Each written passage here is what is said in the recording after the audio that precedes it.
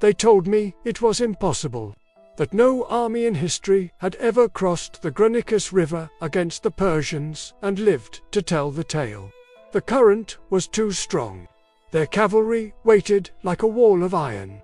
Their archers, perched high on the banks, promised death to any fool who tried.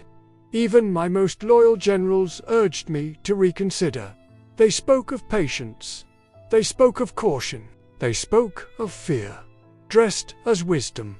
But I was not made to bow before fear. I was not born to wait for the perfect moment. I knew there is no perfect moment, only the moment you choose. So I gave the signal, and before doubt could poison the hearts of my men, I drove my horse forward into the torrent.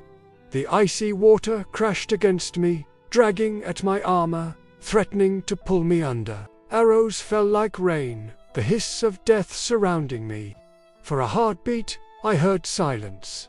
The kind of silence that comes when an army doubts its leader. And then I heard the roar. My soldiers, unwilling to let me stand alone, plunged in after me. Courage is a spark. When you strike it, it sets fire to everything around it. That day, I was the spark. We clashed with the Persians at the riverbank, blades ringing against shields, the water turning red with the struggle. They were prepared. But we had something greater: conviction. Every man beside me fought not only for survival, but for the proof that nothing is impossible once the first step has been taken. And when the dust finally cleared, the mighty Persian line was broken. What they had called impossible lay shattered beneath our feet. That day I learned a truth I carried into every conquest, every battle, every decision. The river was never my enemy. The arrows were never my enemy. The only true enemy was hesitation. The belief that tomorrow would be safer than today. That fear was reason enough to wait. And you, though you may not lead armies, though your rivers may not roar with Persian steel, your battles are no less real.